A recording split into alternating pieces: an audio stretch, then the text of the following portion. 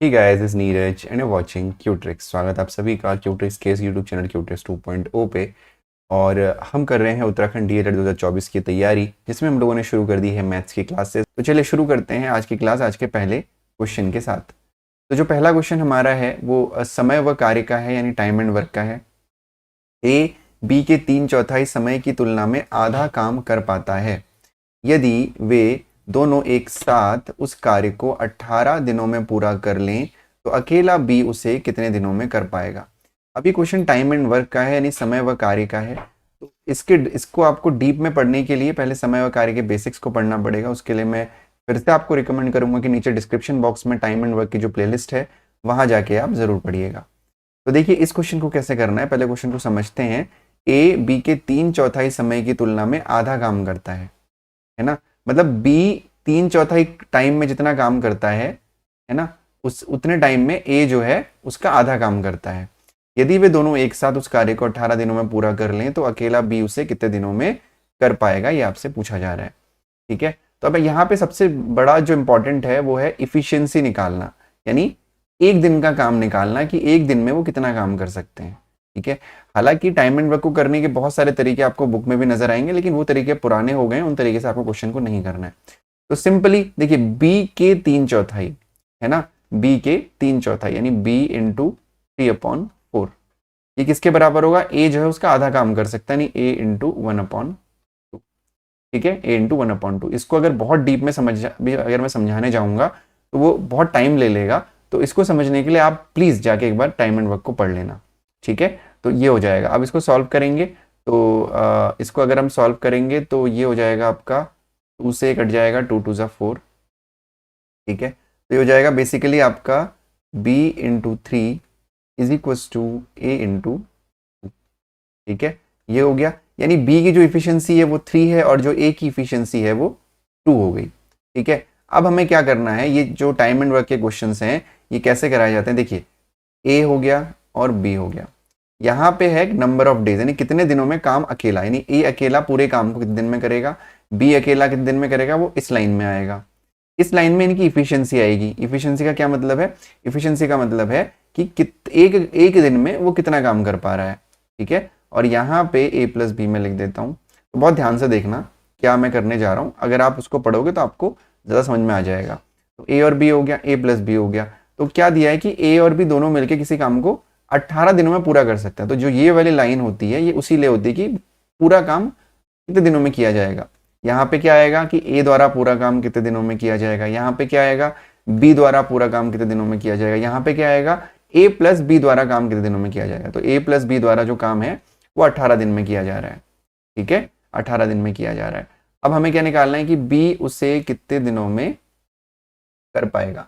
ठीक है, बी उसे कितने दिनों में कर पाएगा। तो अब यहाँ पे जो इफिशियंसी है वो हम यहाँ लिखते हैं, नहीं एक दिन में कितना काम करेगा। बी की इफिशियंसी कितनी है, यहाँ पे आपकी 3 हो गई, और ए की इफिशियंसी कितनी है, 2 हो गई। यानी ए का जो इफिशियंसी है, यानी इफिशियंसी का मतलब क्या, एक दिन में 2 यूनिट काम कर रहा है, बी एक दिन में 3 यूनिट काम कर रहा है। तो दोनों मिलके, यानी दोनों की जो इफिशियंसी होगी वो 3 और 2 5 हो जाएगी, यानी कि दोनों मिलके एक दिन में 5 यूनिट काम कर रहे हैं और टोटल पूरा मिला के 18। तो इसको मल्टीप्लाई कर देते हैं, 18 पंजे 90, यानी जो टोटल वर्क है हमारा वो 90 है। मुझे पता है कई लोगों को इसमें दिक्कत हो रही होगी, तो टाइम एंड वर्क को पढ़िए अच्छे से, वहां से आपको क्लियर हो जाएगा। ठीक है, 18 5 90 आपका ये हो गया। तो 90 है आपका टोटल वर्क। इसको आप ऐसे समझ सकते हो कि 90 पेज पढ़ने हैं। तो 90 पेज पढ़ने हैं तो ए एक दिन में 2 पेज पढ़ सकता है, बी एक दिन में 3 पेज पढ़ सकता है, दोनों मिलके एक दिन में 5 पेज पढ़ सकते हैं। ठीक है, और ए प्लस बी जो है 18 दिन में पूरा काम अगर कर सकते हैं तो ये 5 वहीं, ये 90 कैसे आया, हमने दोनों को मल्टीप्लाई कर दिया कि भाई ए और बी दोनों मिलकर अगर 18 दिन में काम पूरा कर लेंगे तो 18 5 आपका 90 हो गया। ठीक है, तो अब ये अगर 90, जैसे यहाँ पे 18 कैसे आया होगा, 90 को हमने 5 से डिवाइड किया तो 18 आ गया। तो ये वाला नंबर कैसे आएगा, जब 90 को हम 3 से डिवाइड करेंगे यानी 30। ये वाला नंबर कैसे आएगा, जब 90 को हम 2 से डिवाइड करेंगे यानी 45। यानी ए उस पूरे काम को 45 दिनों में कर सकता है, बी उस पूरे काम को 30 दिनों में कर सकता है, और ए प्लस बी का तो हमें दिया ही हुआ है। तो मैं आंसर निकालना था कि बी उसे अकेले कितने दिनों में करेगा, तो बी उसे अकेला 30 दिनों में पूरा कर सकता है। मैं रिकमेंड करूंगा कि जिनको ये समझ में नहीं आया है वो पहले टाइम एंड वर्क का बस पहली क्लास पढ़ लो, जो फर्स्ट क्लास है ना वो पढ़ लो, उसी में आपको समझ में आ जाएगा पूरा। ठीक है, अगला क्वेश्चन देखते हैं। एक संख्या को जब 49 से विभाजित किया जाता है तो उसका शेषफल 32 आता है। तदनुसार यदि उसे 7 से विभाजित किया जाए तो शेषफल कितना होगा। ध्यान से समझिएगा, एक संख्या को जब 49 से विभाजित किया जाता है तो उसका शेषफल 32 आता है। तदनुसार यदि उसे 7 से विभाजित किया जाए तो शेषफल क्या होगा। इंग्लिश वाले समझ लीजिए, कोई नंबर है, हमें नहीं पता कौन सा नंबर है, उसको अगर हम 49 से डिवाइड करते हैं तो जो हमारा रिमाइंडर बचता है वो 32 बचता है। ठीक है, जो रिमाइंडर बचता है 32 बचता है। तो अगर उसे हम उसी नंबर को, जो नंबर हमें नहीं पता है, अगर उस नंबर को हम 7 से डिवाइड करें, अगर उस नंबर को हम 7 से डिवाइड करें तो हमारा शेषफल कितना बचेगा, यानी रिमाइंडर कितना बचेगा, ये हमसे पूछा जा रहा है। देखो, अब इस क्वेश्चन को करने के बहुत सारे तरीके हो सकते हैं, लेकिन मैं आपको ऐसा तरीका बताऊंगा जो हर किसी मेथड में काम आएगा। एक फॉर्मूला आपको याद रखना है, इंग्लिश में मैं यहाँ पे लिख रहा हूं कि dividend is equals to divisor, ठीक है, divisor into quotient plus remainder. ये क्या होता है समझने के तौर पे, जैसे कि हम भाग देते हैं किसी चीज को, जैसे कि मैंने 4 से भाग दिया 13 को, तो आ गया 4 तियां 12, 4 3 12, रिमाइंडर 1 आया। तो इसको कहते हैं डिविडेंड। हिंदी में तो मुझे भी जानकारी नहीं है ना, कि क्या कहते हैं। देखो हिंदी में मुझे नहीं पता, लेकिन आप समझ रहे होगे, भाज्य भाजक शो कहते हैं, इसको शायद भाज्य कहते हैं मेरे ख्याल से। तो ये भाज्य हो गया, हाँ, इसको भाज्य कहते हैं, इसको भाजक कहते हैं, इसको शेषफल कहते हैं, और इसको पता नहीं क्या कहते हैं, मुझे नहीं पता, कोई बात नहीं, इंग्लिश में समझ लीजिए।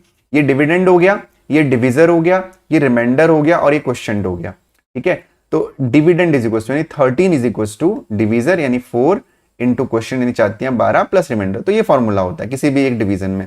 तो हमें क्या करना है, इस फॉर्मूले में इसको बिठाना है जो हमारा क्वेश्चन है, ऐसे क्वेश्चन में।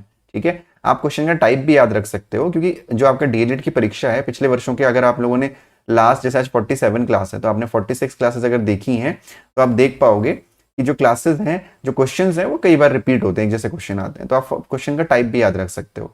तो अब इसमें हमको बिठाना है। अब देखो 49 से विभाजित किया जाता है, यानी डिविजर तो हमारे पास है 49, शेषफल 32 है, यानी रिमाइंडर भी हमारे पास है 32। हमारे पास क्या नहीं है, डिविडेंड नहीं है और क्वेश्चन नहीं है। तो डिविडेंड को हम एक्स से दिखा देते हैं और क्वेश्चन को हम लोग एक काम करते हैं, किसी भी नंबर से दिखा दो, पी से दिखा देते हैं। ठीक है, तो बेसिकली जो हमारा फॉर्मूला बना वो बना x is equal to 49 into P plus 32। अब आपको क्या करना है, आपको जो दो नंबर आपको दिख रहे हैं, एक आपको ये 49 दिख रहा है, एक आपको ये 32 दिख रहा है, इसको ऐसे ब्रेक करना है कि वो 7 के उसमें ब्रेक हो जाए। जो ये 7 दिख रहा है आपको 7 में ब्रेक करना है, बेसिकली क्या करना है, 7 में ब्रेक करना है।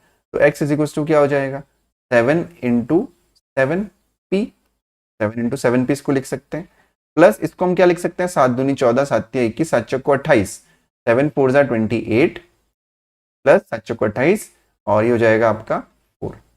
ठीक है, 7 4 जा 28 प्लस 4। क्लियर है इतना, इसको हमने ऐसे लिख दिया तो हमारा साफ साफ हो गया। अब यहाँ पे आप देख सकते हो कि 7 into 7p plus 7 into 4 plus 4 हमारा बचा। तो जो ये लास्ट में जो ये बचेगा आपका, जो ये लास्ट में बचेगा, यही आपका नया रिमाइंडर होगा। जो प्लस में आपका बचेगा यही आपका नया रिमाइंडर होगा। कुछ नहीं करना, हालांकि आप इसको नहीं भी करते तब भी चल जाता, केवल आपको इसको ब्रेक करना था। ठीक है, लेकिन दोनों ब्रेक होने चाहिए। तो 7 इंटू 4 प्लस 4 आपका हो गया रिमाइंडर। इतना क्लियर है सभी को, बहुत आसान क्वेश्चन था, बिल्कुल भी डिफिकल्ट नहीं था। ठीक है, किसी को डाउट है तो कमेंट सेक्शन में बताइएगा, हो सकता है डाउट हो, है ना। अगला क्वेश्चन देखते हैं। नेक्स्ट क्वेश्चन है हमारा, अपनी सामान्य गति के 6/7 गति से चलने पर एक व्यक्ति 12 मिनट देरी से पहुंच पाता है। तदनुसार उसे सामान्य गति से चलने पर गंतव्य पर पहुंचने में कितना समय लगेगा। ठीक है, तो ये जो क्वेश्चन है वो स्पीड टाइम डिस्टेंस का क्वेश्चन है। देखिएगा ध्यान से, अभी क्वेश्चन हमसे क्या कह रहा है, ये क्वेश्चन हमसे कह रहा है कि अगर एक व्यक्ति अपनी नॉर्मल स्पीड से चल रहा है ना, तो वो एक एग्जैक्ट टाइम पे पहुंचेगा। लेकिन अगर उसने अपनी स्पीड कम कर ली, यानी उसने अपनी स्पीड 6/7 कर ली, तो उसको 12 मिनट की देरी हो जा रही है। तो आपको क्या समय निकालना है, जो नॉर्मल टाइम है, वो नॉर्मल टाइम जब वो अपनी नॉर्मल स्पीड से चल रहा था तो वो टाइम क्या होगा, ये आपको बताना है। ठीक है, तो अब यहाँ पे हमको ये समझने वाली बात है कि जो दोनों टाइम हैं, जब वो नॉर्मल टाइम पे पहुंचा और उसने जब नॉर्मल स्पीड का अपने 6/7 उसने कर लिया, तो उसको कितना टाइम लेट लगा, 12 मिनट। यानी दोनों टाइम का जो डिफरेंस है वो आपका 12 मिनट का डिफरेंस है, 12 मिनट का डिफरेंस। तो यहाँ पे क्या करना है हमको, नॉर्मल स्पीड, नॉर्मल टाइम है ना, नॉर्मल टाइम जो आपका पहले का टाइम था नॉर्मल टाइम, इसमें से हम माइनस करेंगे 6/7 इंटू नॉर्मल टाइम। ठीक हो गया। नॉर्मल टाइम क्या है, जिस पे वो अपनी कांस्टेंट स्पीड में बढ़ा, इज इक्वल टू कितना है 12 मिनट, कितना है 12 मिनट। ठीक हो गया इतना। तो अब यहाँ पे हम लोग नॉर्मल टाइम को कॉमन ले सकते हैं। नॉर्मल टाइम हमने कॉमन ले लिया तो ये हो जाएगा 1 - 6/7 इज इक्वल टू 12 मिनट। ठीक है, तो normal time is equal to हो जाएगा आपका, इसको सॉल्व कर लेते हैं पहले, इसको पहले सॉल्व कर लेते हैं। तो ये हो जाएगा इनटू में 7 × 1 = 7 - 6 यानी 1/7 इज इक्वल टू 12 मिनट। ठीक है, यानी जो नॉर्मल टाइम है एक्चुअली जो हमको कैलकुलेट करना है वो कितना है 12, ये 7 यहाँ मल्टीप्लाई में है, सॉरी डिवीजन में है, तो इधर आके मल्टीप्लाई हो जाएगा 12 × 7 मिनट। तो ये आपका कितना हो जाएगा, ये आपका हो जाएगा 12 × 7 = 84, 12 × 7 = 84 मिनट। ठीक है, तो 84 मिनट समय शुरू में उसको लगा होगा। अगर इसको घंटे और सेकंड में आपको चेंज करना है या घंटे और मिनट में आपको चेंज करना है तो देखो 84 को आप क्या लिख सकते हो, 84 को आप लिख सकते हो 84 लिखा हुआ है तो 84 को आप लिख सकते हो 60 + 24 यानी 60 मिनट + 24 मिनट, यानी 1 घंटा 24 मिनट उसको लगेगा अगर वो नॉर्मल टाइम से अपने चलेगा। ठीक है, क्लियर है। थोड़ा सा लाइट का प्रॉब्लम था इसलिए मेरी विजिबिलिटी इस क्वेश्चन से हाइड हो गई है। ठीक है, तो चलिए अब हम लोग बढ़ते हैं अगले क्वेश्चन की तरफ। तो मैं भी अपनी विजिबिलिटी को इनेबल कर देता हूं यहाँ पे। ठीक है, तो जो अगला क्वेश्चन है हमारा वो है, एक साइकिल का पहिया 500 चक्कर पूरे करने में 11 किलोमीटर चलता है, तद अनुसार उस पहिए का व्यास कितना होगा। इंग्लिश वाले समझ लीजिए, अगर एक साइकिल का जो व्हील है वो 500 पूरा सर्कल करने में 11 किलोमीटर चल रहा है तो आपको व्यास बताना है, यानी डायमीटर बताना है। बेसिकली डायमीटर क्या होता है, देखो ये हमारा सर्कल हो गया। ठीक है, ये सर्कल है, तो इस सर्कल में यहां से लेके यहां तक तो इसको हम रेडियस कहते हैं, त्रिज्या कहते हैं। जब त्रिज्या का डबल कर देते हैं तो उसको हम व्यास कहते हैं या डायमीटर कहते हैं, वो हमको निकालना है। तो इसको समझाने के लिए मैं आपको समझाना चाहूंगा, साइकिल वाले क्वेश्चन जनरली पूछे जाते हैं और इसमें कई लोगों को कंफ्यूजन भी होता है, तो कंफ्यूज होने की जरूरत नहीं है। ठीक है, ध्यान से समझिएगा, पहिए के चक्कर लगाने का क्या मतलब है, क्या तात्पर्य है, वो हमको समझना है। ठीक है, उसको समझाने के लिए मैंने यहाँ पे एक पेपर को फोल्ड करके एक पहिया बनाया हुआ है, एक वेस्ट पेपर का। देखना ध्यान से, दिख रहा है सभी को, विजिबिलिटी है ना। देखो ये आपके सामने एक पेपर है, ये थोड़ा सर्कल नहीं बन पाया, समझ लो कि एक व्हील है, ये एक व्हील है। ठीक, अब इस व्हील के एक राउंड का क्या मतलब है, एक चक्कर पूरे करने का क्या मतलब है, हम इस व्हील का एक इनिशियल पॉइंट मान लेते हैं कि ये वाला जो पॉइंट है इसका इनिशियल पॉइंट है, ये वाला। ठीक है, जहां पे मेरा पेन रखा हुआ है ये इसका इनिशियल पॉइंट है। तो अगर मुझे इस व्हील को चलाना है, जैसे कि मान लीजिए एक मेरे पास स्केल मैं ले लेता हूं, स्केल से क्या होगा, स्केल से मान लेते हैं कि रोड है हमारी, दिख रहा है ना सभी को, ये रोड है हमारी।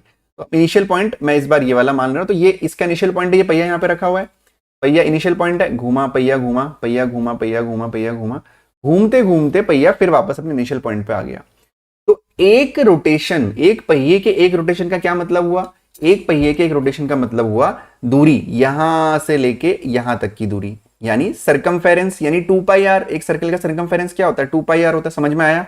एक पहिया जब एक रोटेशन पूरा कर रहा है तो वो यहां से लेके यहां तक चल रहा है, यहां से लेके यहां तक चल रहा है का क्या मतलब है, अगर मैं इस व्हील को सीधा कर दूं, अगर मैं इस व्हील को सीधा कर दूं जो आपको दिख रहा है सीधा, तो इसका मतलब यहां से लेके यहां तक की दूरी इसकी क्या होगी, सरकमफेरेंस होगी, यानी जो परिधि कहते हैं हिंदी में, परिधि होगी, है ना। देखो फिर से मैं इसको व्हील बना दे रहा हूं, तो ये परिधि हो गई यहां से लेके यहां तक, यानी एक रोटेशन में एक पहिया अपनी परिधि के बराबर चलता है। इतना तो क्लियर हो गया कि एक रोटेशन में एक पहिया अपनी परिधि के अकॉर्डिंग चलता है, परिधि के बराबर चलता है, यानी अपनी सरकमफेरेंस के बराबर चलता है। तो हमें सबसे पहले क्या करना है, यहाँ पे 11 किलोमीटर को मीटर में हम चेंज करेंगे।